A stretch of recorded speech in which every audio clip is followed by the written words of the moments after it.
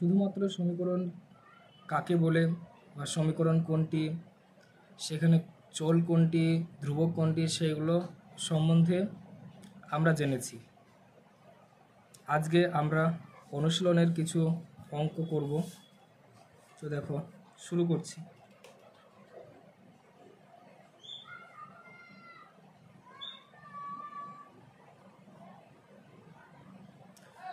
কোষে দেখি 22.1।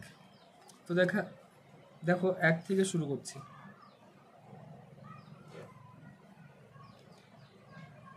কি দেওয়া আছে? একেরটা, নিচের কোনগুলি সমীকরণ লিখি এবং সমীকরণের চল সংখ্যাগুলি লিখি। তো এখানে আমাদেরকে কি বললো যে কোনটা সমীকরণ হবে নিচের, এবং সেখানে যদি সমীকরণ হয় সেখানে কোনটি চল সেগুলোকে আমাদেরকে লিখতে হবে। তো দেখো এরটা কি বলেছে, x + 5 = 13। তো দেখো আমরা কি বলেছিলাম সমীকরণের ক্ষেত্রে, সমীকরণের শর্ত কি, একটা চল থাকবে, ধ্রুবক থাকবে এবং সমান চিহ্ন থাকবে। তো আমরা দেখতে পাচ্ছি এখানে সবগুলোই আছে।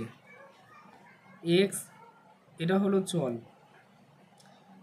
5 বা 13 এখানে 5 13 কি ধ্রুবক পদ, আর এটা হলো সমান চিহ্ন। তাহলে সমীকরণের সব শর্তই মানছে, তাহলে এটি সমীকরণ হবে। অতএব এটি সমীকরণ, এটি সমীকরণ। এখানে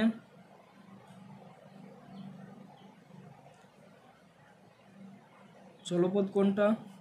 এখানে চলপদ হলো x, তাই তো।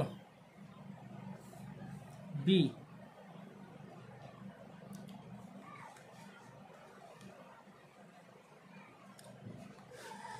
তো দেখো b এরটা কি দিয়েছে, x - 4 = 7। এটাও আমরা দেখতে পাচ্ছি এখানে চল আছে, সমান চিহ্ন আছে এবং ধ্রুবক পদ আছে। তো এটিও সমীকরণ হবে। অতএব এটি সমীকরণ। এখানে চলপদ কোনটা? এখানে চলপদ হলো x। c তে কি দেওয়া আছে দেখো, 3t = 21। তো আমরা দেখতে পাচ্ছি এটাও সমীকরণ। এখানে চল আছে, ধ্রুবক আছে এবং সমান চিহ্ন আছে। অতএব এটি সমীকরণ।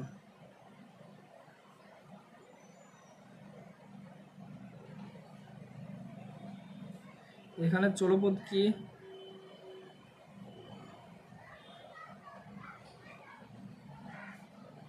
এখানে চলপদ হচ্ছে t। d তে কি দেওয়া আছে, t/3 = 2। এটা কি হবে বলো তো তোমরা? এখানে দেখতে পাচ্ছি এটাও কিন্তু একটা সমীকরণ।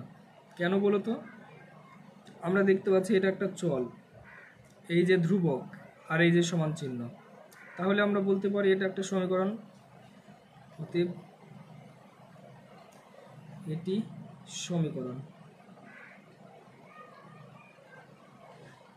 এখানে চলপদ কি হবে বলো দেখি তোমরা? t। তোমরা এরটা করবে, এফেরটা আমি করে দিচ্ছি। এটা হোমওয়ার্ক, এফেরটা 9 + 4 = 13। এখানে সমীকরণের শর্তগুলো মানছে কিনা দেখি। এখানে ধ্রুবক পদ আছে, সমান চিহ্ন আছে, কিন্তু কোনো চল নেই। তাহলে এটা আমরা বলতে পারি কোনো সমীকরণ নয়, তাই তো। এটি সমীকরণ নয়। সমীকরণ নয়।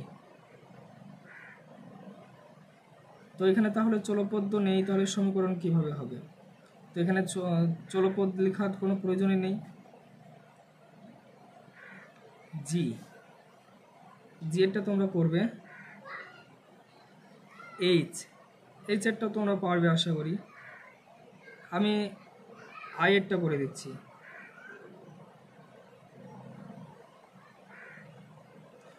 আইয়েরটা কি বলেছে? 7 - x = 0।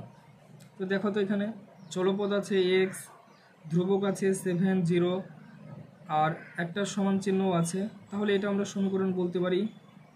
অতএব এটি সমীকরণ।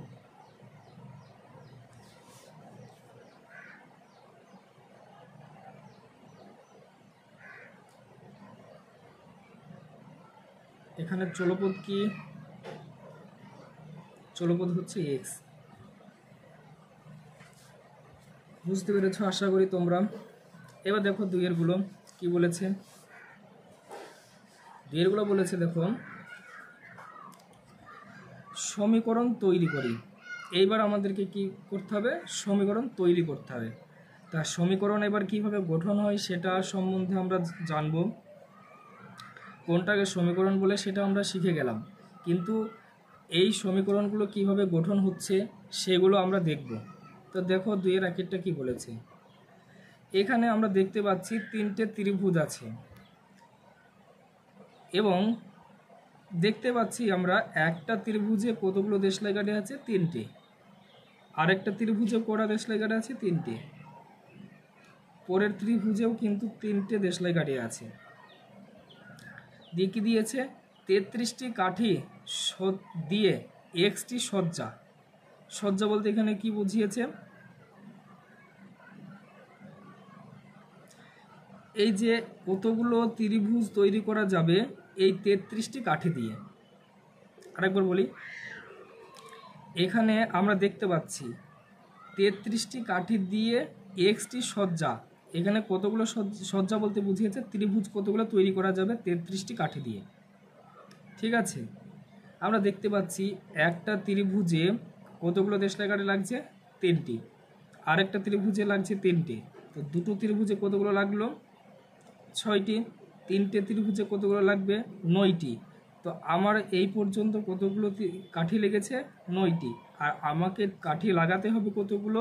ওই এক্সটি সজ্জা তৈরি করতে গিয়ে 33টি কাঠি লাগাতে হবে। তাহলে এই অঙ্কটা কীভাবে করব বা এখানে সমীকরণটা কিভাবে গঠন করব সেটা দেখো।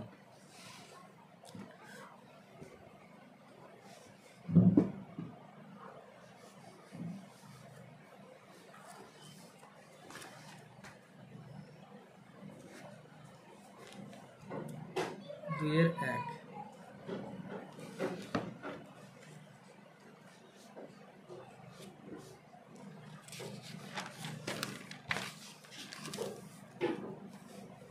দুইয়ের এক। এখানে দেখো একটি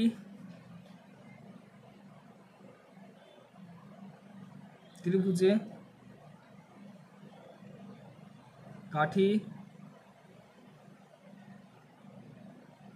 কাঠির প্রয়োজন হচ্ছে।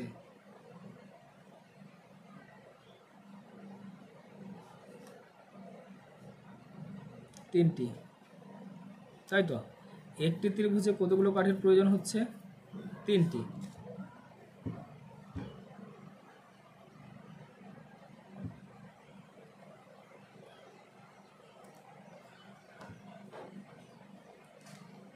না, এইভাবে লিখবো না, এটাকে এইভাবে লিখতে হবে।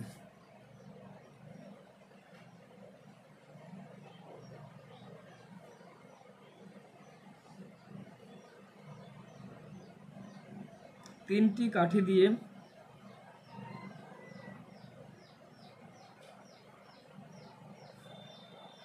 ত্রিভুজ তৈরি হয়। ত্রিভুজ